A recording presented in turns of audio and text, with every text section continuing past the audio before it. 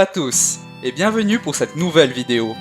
Cette semaine, nous allons parler d'un personnage mythique dans le monde du jeu vidéo. Personnage tout aussi mythique que le jeu dont il est issu. Je veux bien sûr parler de... Considéré par beaucoup comme étant le plus grand méchant de la série des Final Fantasy, en impose par son charisme, mais aussi par son histoire, faite de dualité entre bien et mal. À l'origine, faisait partie du Soldat, troupe d'élite de la Shinra Electric Power Company. C'est lors d'une mission au village de Nibelheim que découvrit qu'il était le fruit d'expériences génétiques nommées Projet Genova. Ce fut son propre père, le professeur Hojo, qui lui inocula les cellules de Genova, entité extraterrestre qui s'écrasa sur Terre il y a 2000 ans de cela, alors qu'il était encore dans le ventre de sa mère. Après cette découverte, pris de folie, se considérera d'essence divine et entreprendra de contrôler la Terre entière, afin de l'utiliser comme un vaisseau vivant.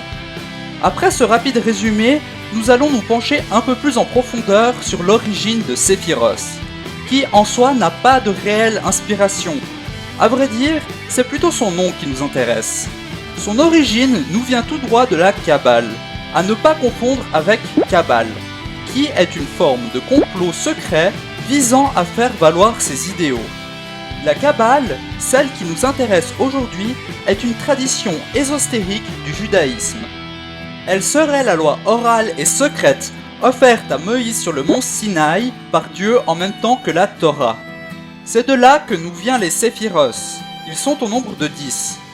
Individuellement, on nomme un Sephiroth un Séphira, et ils nous sont tous présentés comme l'émanation d'une énergie du Dieu créateur. Car c'est bien là l'utilité de la Kabbale, un outil visant à mieux comprendre le monde qui nous entoure, mais aussi sa création. Faisons ensemble un tour rapide de chacun des Sephiroth, avant d'en parler plus en détail. Et bien évidemment, je m'excuse de ma prononciation approximative, car je tiens à souligner que je ne suis de loin pas un expert sur le sujet. Tout d'abord, nous avons Keter, la couronne. Ce Séphira est le centre de la volonté créatrice et l'inspiration de l'univers. Ensuite, nous vient Chokmah, prudence et sagesse. Ce Séphira est la source de l'énergie cosmique du pur amour et bien évidemment de la sagesse. Vient après Binah, la construction ou la formation. C'est le centre de cristallisation de la forme et le pôle féminin de l'univers. Ensuite vient Das, le Séphira caché. Il est la grande bibliothèque cosmique qui renferme toutes les mémoires de l'univers. Nous avons ensuite Chesed, le Séphira qui est le centre de l'organisation, de la concrétisation, de l'abondance, du pouvoir et de l'autonomie. Gebura vient ensuite. C'est la demeure du chirurgien céleste qui veille à ce que les lois cosmiques soient respectées, et il s'agit du centre masculin de l'univers. Vient ensuite Tifares, le lien entre les mondes de l'esprit et de la réalité matérielle. Il est le centre qui implante dans l'homme la conscience. Après nous avons Netzar, le centre de la beauté qui inspire par la matérialisation de l'amour. Od, qui est le stade final de l'élaboration du plan de vie, Yesod qui produit la réalité matérielle, puis enfin Malkuth, le centre qui représente la réalité physique qui est associée à la Terre. Comme vous pouvez le constater, il s'agit d'un sujet plutôt dense et complexe, possédant d'ailleurs plusieurs niveaux de lecture. Par exemple, de haut en bas, on nous présente la création de l'univers partant du rien vers le physique, le concret. Mais si nous remontons les Sephiroth, nous avons là les 10 étapes pour une purification spirituelle, afin de se rapprocher de l'union à Dieu. Alors certes, les premières étapes de cette ascension sont plutôt concrètes, mais les plus hautes sphères sont à peu de choses près inatteignables, puisqu'il s'agit plus de pensées abstraites. D'ailleurs, nous allons le faire ensemble cette ascension, afin que vous vous rendiez compte de la chose. Bon, bien évidemment, je vais vous en faire un résumé. Et il est fort probable qu'au milieu de mon énumération, je puisse faire des erreurs. Et je vous invite donc à vous en faire votre propre idée par la suite. Tout d'abord, commençons par Malkuth, qui correspond à nos expériences et objectifs matériels. Il est le plus bas niveau et représente à mon avis la majorité des individus sur notre Terre.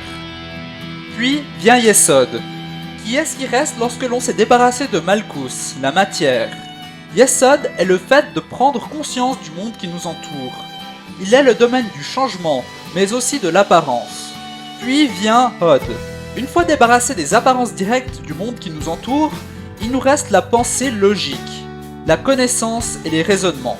Puis vient Netzar, qui est ce qui reste lorsque l'on élimine la pensée verbale et la logique qui découle de Hod. À partir de ce moment, les choses vont se compliquer avec Tifares, puisqu'après avoir éliminé les pensées passionnelles, il ne nous reste finalement que la conscience pure. On contemple la beauté de l'être en soi, mais aussi son imperfection. Gebura est ce qu'il y a au-delà de la contemplation introspective. C'est la discipline qui est nécessaire à écarter tout ce qui est impropre afin de conserver la pureté de l'être. Hesed est ce qui reste lorsque l'on retire la rigueur nécessaire à Gebura.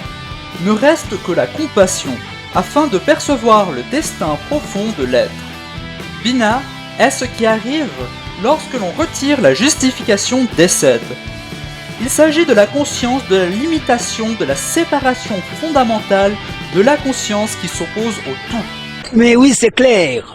Chokma est le résultat de l'élimination de la différenciation apportée par Bina, l'action pure. Puis finalement Keter, l'ultime purification, là où ne subsiste que l'essence par rapport à elle-même. Lorsque j'ai commencé mes recherches sur le sujet, jamais je n'aurais pu imaginer que derrière le simple nom d'un personnage de fiction pouvait se cacher tout ça. Et je peux vous assurer que je n'ai fait que gratter la surface d'un tout bien plus important. C'est pour ça que je vous invite, bien évidemment si le sujet vous intéresse, de faire vos propres recherches. Car personnellement j'ai trouvé tout ça certes assez indigeste à la première lecture, mais foutrement intéressant. Retourne à ta place, parmi mes souvenirs.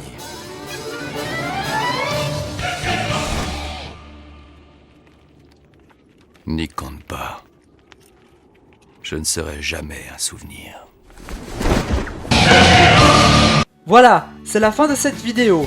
Merci de l'avoir regardé jusqu'au bout. N'hésite pas à t'abonner et à partager la vidéo si le cœur t'en dit. Et à tout bientôt pour une prochaine vidéo.